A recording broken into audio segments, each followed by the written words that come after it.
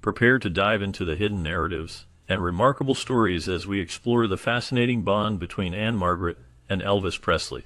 Recently, Ann-Margret revealed deeper insights into her electrifying connection with the king of rock and roll. This unexpected admission sheds light on what was once speculated but never confirmed.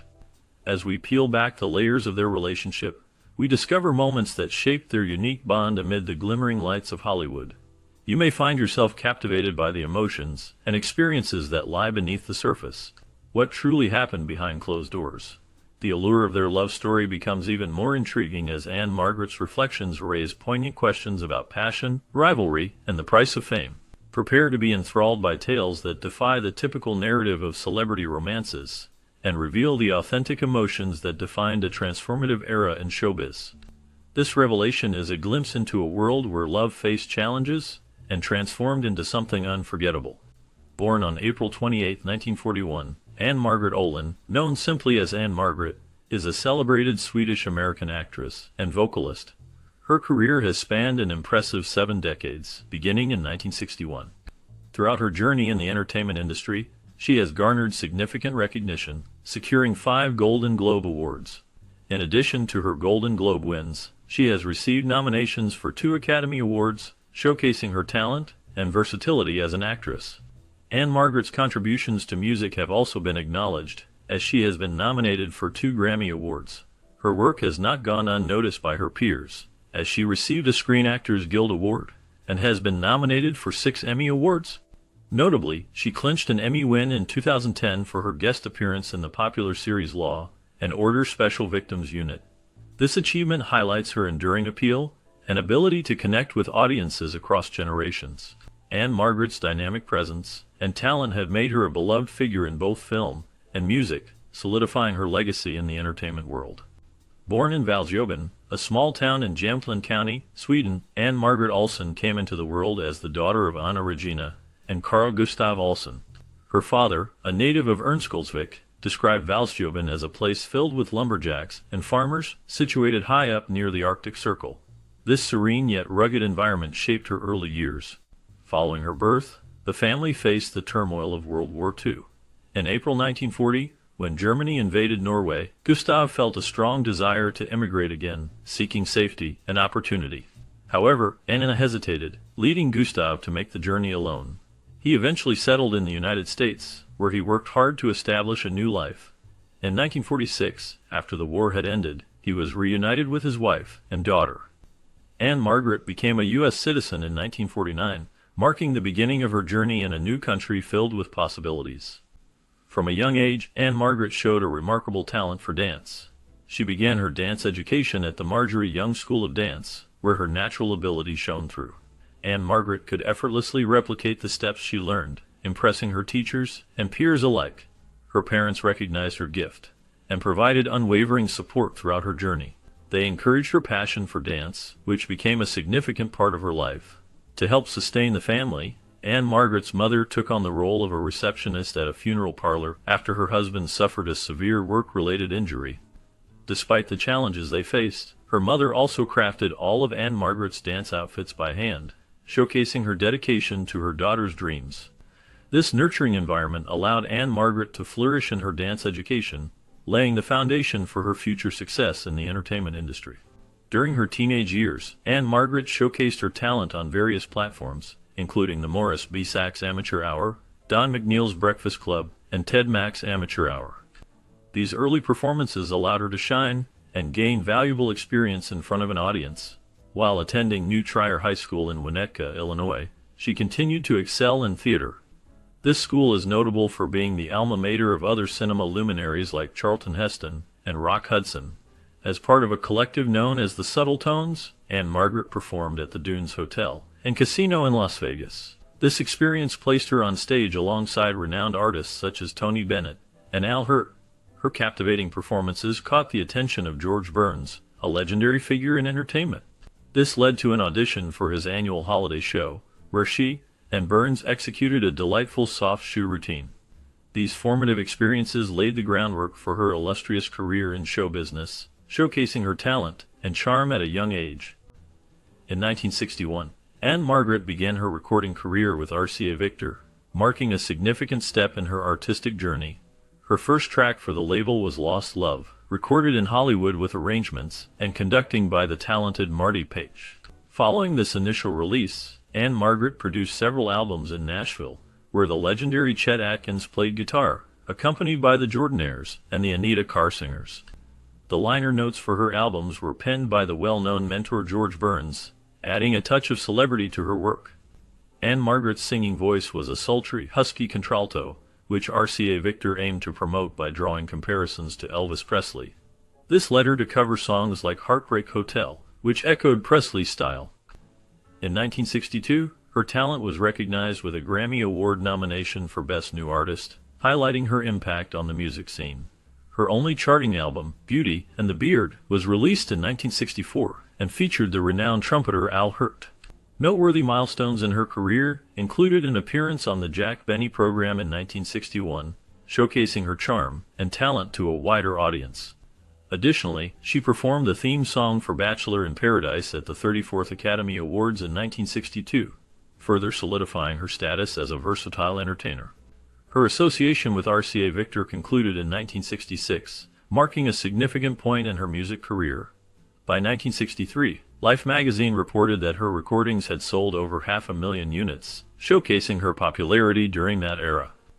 In the late 1970s and early 1980s, she made waves on the dance charts, notably with the hit Love Rush, which reached number 8 on the disco dance charts. This success highlighted her ability to adapt to changing musical trends. Collaborating with Art Greenhall in 2001, she recorded the album God Is Love: The Gospel Sessions, which garnered both a Grammy nomination and a Dove Award nomination for Gospel Album of the Year.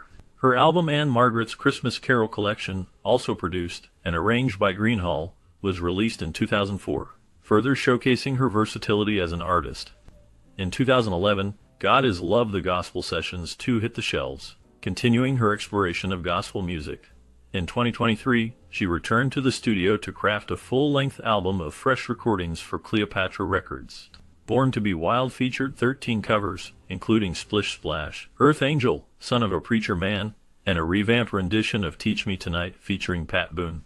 Notable guest contributors included Pete Townsend, the Fuzztones, Paul Schaffer, and the Oak Ridge Boys, adding to the album's appeal. The album debuted on April 14, 2023, on vinyl CD and across all streaming platforms, marking another milestone in her enduring career. In 1961, Ann-Margret underwent a screen test at 20th Century Fox, which led to her securing a 7-year contract with the studio. This opportunity marked the beginning of her cinematic journey.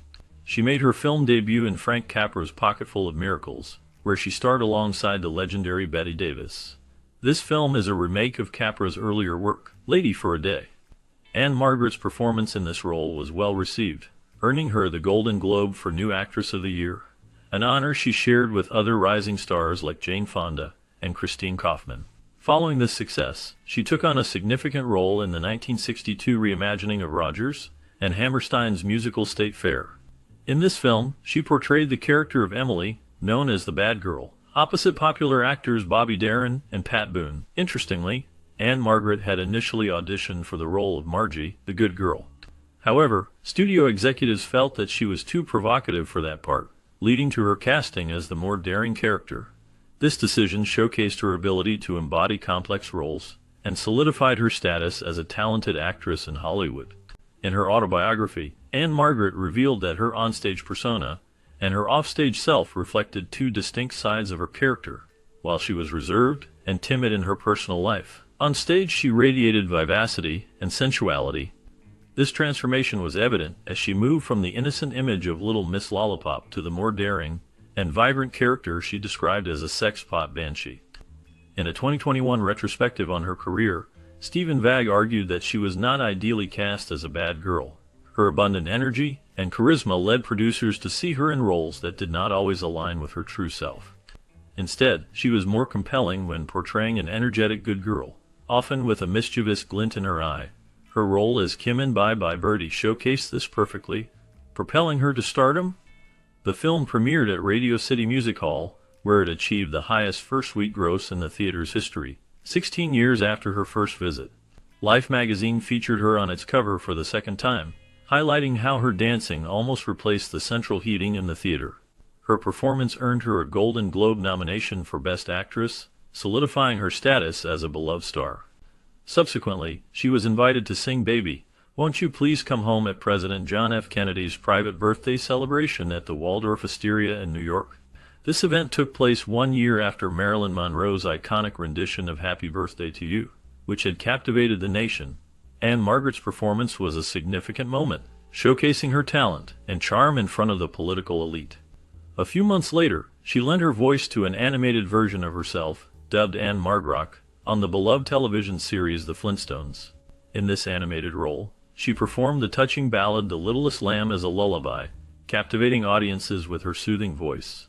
Additionally, she sang the rocker Ain't Gonna Be a Fool, further demonstrating her versatility as a performer. These appearances highlighted her ability to connect with fans across different mediums, solidifying her status as a beloved entertainer of her time. Following the success of Bye Bye Birdie and Viva Las Vegas, which firmly established Ann-Margret as Hollywood's newest sensation, a series of box office disappointments followed. The first of these was Kitten with a Whip, where Ann-Margret delivered a riveting performance as a rebellious juvenile delinquent ensnaring a politician. She then starred in The Pleasure Seekers, another romantic musical comedy, but the anticipation for her next project, Bus Riley's Back in Town, was high. This film was written by William Inge, who had penned her favorite film, Splendor in the Grass, in 1961. However, Inge was so displeased with the outcome that he disassociated himself from the project, removing his name from the credits. Following this, she appeared in Once a Thief, a crime drama intended to launch French actor Alain Delon into stardom in the United States. Decades later, Ann-Margret learned that during this challenging period, she had been offered the lead role in Cat Ballou, a critically acclaimed blockbuster ranked by the American Film Institute as one of the top 10 Western films of all time. Unfortunately, her agent declined the role without informing her. Ann-Margret eventually broke her streak of box office disappointments with The Cincinnati Kid in 1965, portraying a seductive femme fatale opposite Steve McQueen. While this marked her first success since Viva Las Vegas, her role was not substantial. Elvis Aaron Presley, known simply as Elvis, was an American vocalist and performer who became the monarch of rock and roll. He is hailed as one of the most influential cultural icons of the 20th century. His dynamic renditions of songs and provocatively charged performance style, combined with a unique blend of influences, transcended racial boundaries during a pivotal era in race relations. Born in Tupelo, Mississippi, and moving to Memphis, Tennessee, at the age of 13, he began his musical journey in 1954 at Sun Records under producer Sam Phillips. Phillips aimed to popularize African-American musical styles to a broader audience. Accompanied by lead guitarist Scotty Moore and bassist Bill Black, Presley pioneered rockabilly, a spirited mix of country music and rhythm and blues. Drummer DJ Fontana later joined the ensemble, completing Presley's classic quartet. RCA Victor secured his contract through Colonel Tom Parker, who managed him throughout his career. His first RCA Victor single, Heartbreak Hotel, released in January 1956, quickly soared to the top of the charts. Within a year, RCA Victor sold 10 million singles by Presley. His television appearances and chart-topping records established him as the foremost figure of the rock and roll movement, despite facing criticism for his performative flair and advocacy for previously marginalized African-American sounds. In November 1956, he made his film debut in Love Me Tender. After serving in the military in 1958, he reignited his recording career 2 years later with a series of successful releases. Throughout the 1960s, under Parker's direction, he focused on film projects and soundtrack albums, despite often receiving critical disdain. Notable films include Jailhouse Rock, Blue Hawaii, and Viva Las Vegas. In 1968, after a 7-year hiatus from live performances, he staged a comeback with the acclaimed NBC television special Elvis, leading to a Las Vegas residency and lucrative tours.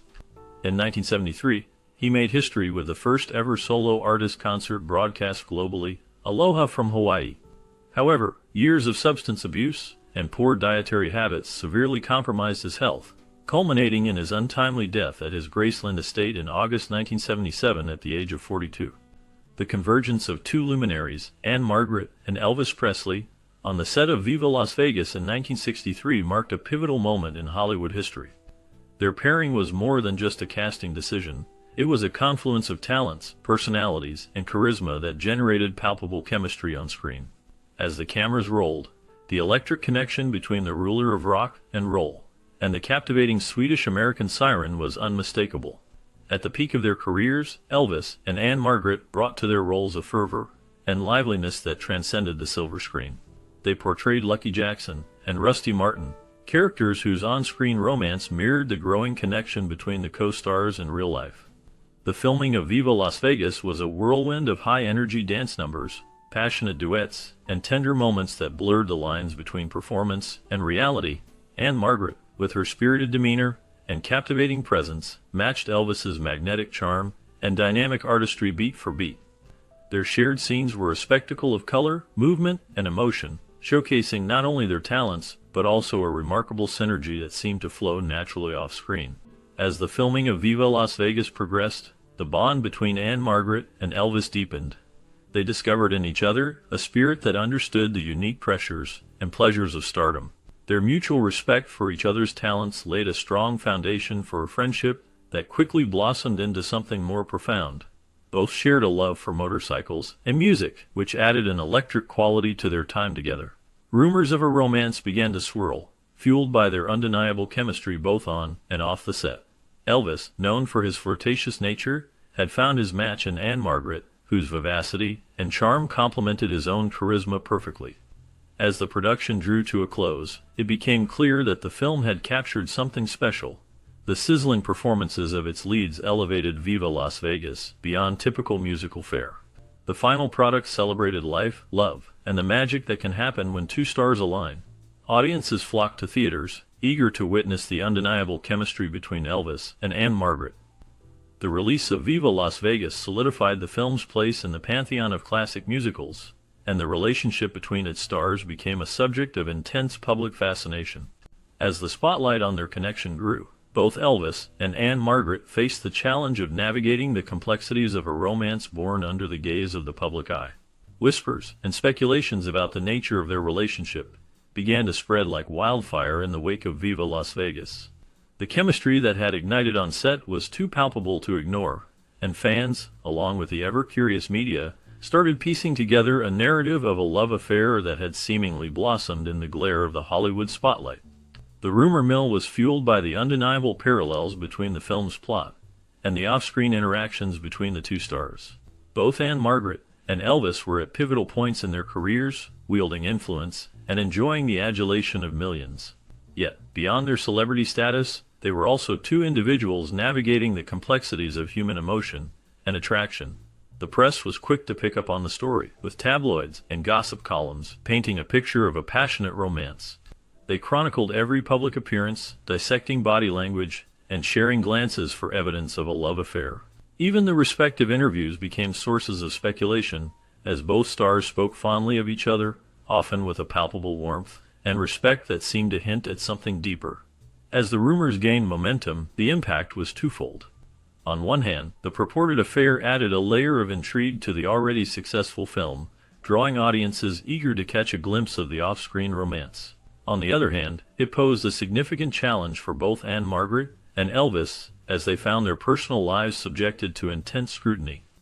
The situation was complicated further by Elvis's existing relationship with Priscilla, whom he had met during his military service in Germany. Although they were not yet wedded, their connection was well known, and the rumors of his involvement with Ann-Margret cast a shadow over their relationship. The whispers about what happens on the road, and the girls he might sneak through the side door created a buzz that was hard to ignore. Ann-Margret, for her part, maintained a dignified silence on the matter, navigating the tumult of speculation with poise and discretion. Elvis, known for his mysterious persona, was equally tight-lipped, leaving the public and the press to draw their conclusions. The speculated affair was a testament to the era's fascination with celebrity romances, especially those that bore the hallmarks of a Hollywood script. The blend of charm, talent, and a hint of scandal made the story irresistible to the public, even if the truth remained shrouded in mystery. As time passed, the whispers and speculations surrounding Ann-Margret and Elvis Presley evolved into a narrative that was part myth and part reality. The lines between the characters of Lucky Jackson and Rusty Martin and their real-life counterparts blurred, creating a legend that seemed to transcend the ordinary. It was a story that encapsulated the allure of Hollywood, a place where fantasy and reality intertwine, and where the boundaries between life and art are often indistinct. The whirlwind of speculation surrounding Ann-Margret and Elvis's relationship was a compelling saga of public perceptions clashing with private realities in the golden age of Hollywood. Stars were revered, and their lives were meticulously scrutinized, making the boundary between personal affairs and public fascination often blurred. The rumored romance between Ann-Margret and Elvis epitomized this phenomenon as fans and the media alike became enamored with the narrative unfolding before them. Public perceptions of the affair were largely shaped by the image-driven culture of the entertainment industry. Ann-Margret and Elvis were both emblematic figures of their time, exuding aura and charisma that captivated millions. Their on-screen chemistry in Viva Las Vegas only served to fan the flames of curiosity, leading the public to project the romantic tension of their characters onto the actors themselves.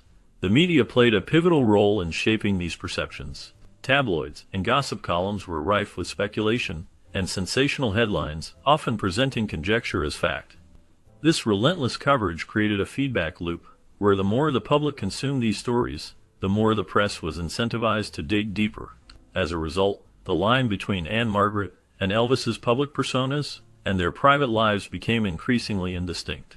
Despite the glitz and glamour of Hollywood, the private realities of both Ann-Margret and Elvis Presley were far more intricate than the public narratives suggested. Ann-Margret, thrust into the spotlight, maintained a guarded stance regarding her personal life. She navigated the swirling rumors with grace and professionalism, fully aware of the nature of Hollywood scrutiny. Yet, she refused to allow the industry's expectations to dictate her story. On the other hand, Elvis was no stranger to public attention, but the intensity of the rumors surrounding his relationship with Ann-Margret added a new layer of complexity to his life. He found himself in a delicate balancing act, striving to maintain his relationship with Priscilla, while managing the growing fascination with his co-star. The private realities of their situation were further complicated by the societal norms of the time.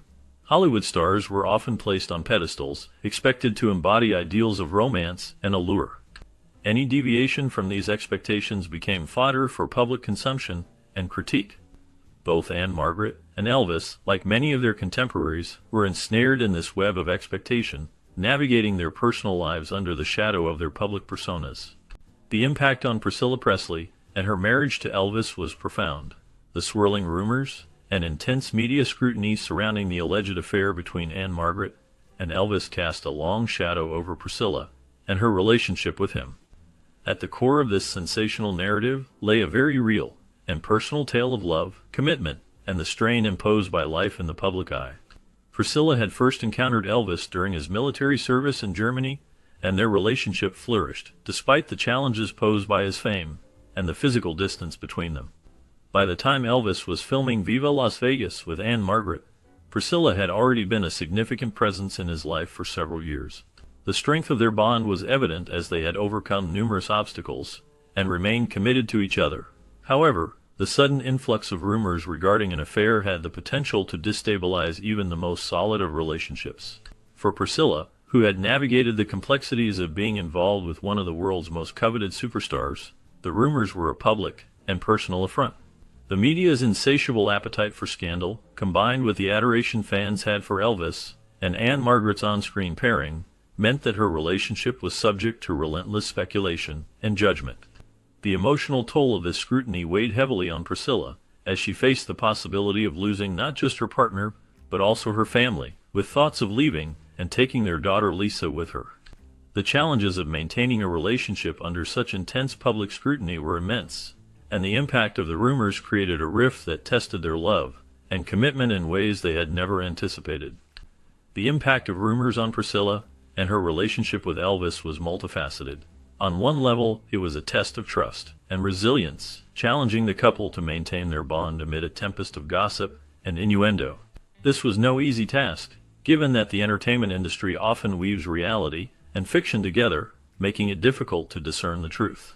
Moreover, the situation served as a stark reminder of the sacrifices and compromises involved in being part of a high-profile relationship. Priscilla had to contend with not only the typical challenges of a romantic relationship, but also the added layer of public scrutiny and narrative shaping that accompanied Elvis's stardom. It required a level of fortitude and self-assurance to navigate these turbulent waters, qualities that Priscilla demonstrably possessed.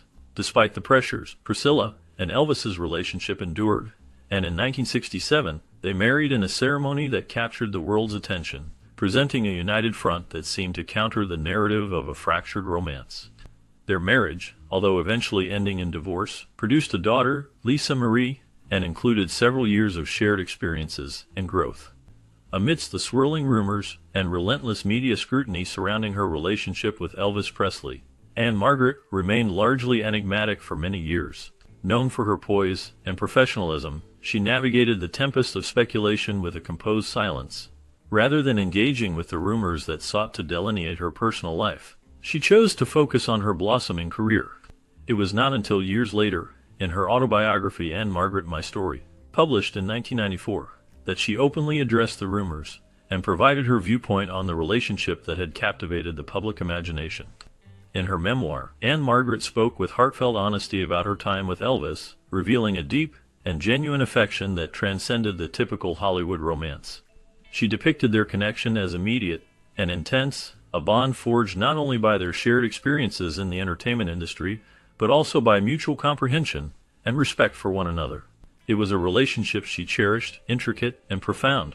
Ann-Margret's account painted a picture of two individuals caught in the whirlwind of fame, yet discovering solace and companionship in each other's company.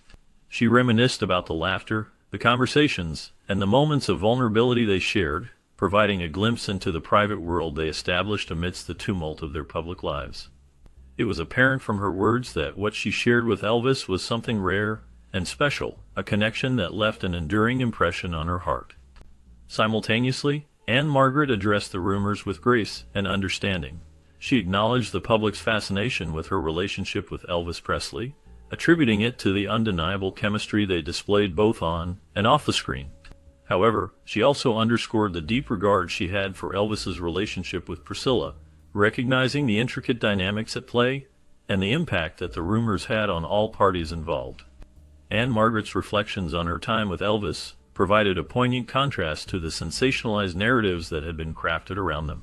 She painted a portrait of a relationship that was as authentic and human as any other, characterized by its joys, challenges, and tender moments. This narrative underscored the depth of their connection, rather than the scandal that the media had so eagerly portrayed. Through her words, she sought to clarify the truth, emphasizing that their bond was built on mutual respect and affection, rather than the drama that often captured public attention. Elvis Presley, the monarch of rock and roll, faced a labyrinth of personal challenges that contributed to his untimely demise. His downfall is a tragic narrative woven from a tapestry of renown, pressure, and personal strength, reflecting the somber aspect of celebrity that often lurks behind the shimmering facade of stardom. Elvis's ascent to the zenith of entertainment was as meteoric as it was groundbreaking. With his distinctive voice, magnetic stage presence, and a style that melded various musical genres, he became a cultural icon, shaping the landscape of popular music and influencing countless artists. However, the pressures accompanying such immense renown began to mount steadily. The incessant public scrutiny, demanding tour schedules, and the burden of being a symbol of an era placed an immense weight on his shoulders. As his career progressed, personal turmoil began to intertwine with the pressures of his professional life. His union with Priscilla, while initially appearing as a fairy tale romance, encountered its share of challenges. Rumors of his involvement with Ann-Margret and other co-stars, whether grounded in truth or concocted by the media, added strain to their relationship. Despite sharing a deep bond, culminating in the birth of their daughter Lisa Marie, the marriage ultimately could not withstand the external pressures and internal conflicts, culminating in their divorce in 1973. Elvis's health also began to decline, worsened by an exhausting performance schedule and an increasingly unhealthy lifestyle. His dependence on prescription medications to regulate his energy levels and mood had escalating repercussions. The vibrant and energetic performer, renowned for captivating audiences, began to grapple with his physical and mental well-being, a struggle that sadly reflected in his diminishing performances. Despite his declining health, the demand for Elvis's presence and performances remained unabated. His manager, Colonel Tom Parker, persistently booked him for tours and engagements, often disregarding clear signs of Elvis's exhaustion and the necessity for rest. This relentless pace only exacerbated his health issues, trapping him in a cycle of performance, medication, and deteriorating well-being. As time passed, the fervor surrounding Ann-Margret and Elvis Presley's rumored affair transitioned into quieter, more contemplative reflections on their legacy. Ann-Margret, imbued with the wisdom of age and experience, looked back on her time with Elvis not through the lens of scandal, but with fondness and respect. She underscored the depth of their connection and its profound impact on both their lives. In interviews and through her memoir, Ann-Margret shared memories of Elvis that depicted a man who was more than just the king of rock and roll. He was a kindred spirit, a dear friend, and an extraordinary talent whose influence was immeasurable. Their shared love for music and performance, coupled with their mutual dedication to their craft, illuminated their moments together with laughter and joy, transcending simplistic tabloid narratives. For Ann-Margret, Elvis's legacy extended beyond his songs and films. It encompassed his revolutionary impact on the entertainment industry, his ability to break cultural barriers, and his profound ability to touch hearts. Her reflections paid homage to his innovation and the enduring mark he left on the world, acknowledging his contribution to the arts with reverence. Through Ann-Margret's eyes, Elvis's legacy was deeply personal, recognizing the complexities of his life, the challenges he confronted, and the humanity beneath his iconic persona. Her musings revealed a profound respect for his journey, struggles, and enduring spirit, recognizing him as a groundbreaking artist and a man with dreams, desires, and vulnerabilities. Moreover, Ann-Margret's reflections in later years provided insight into her journey and growth. Emerging from the whirlwind of her early career and the intense spotlight of her association with Elvis, she epitomized resilience, grace, and enduring talent. Her career continued to thrive, her performances continued to captivate, and her legacy as an actress and performer became firmly entrenched in the annals of entertainment.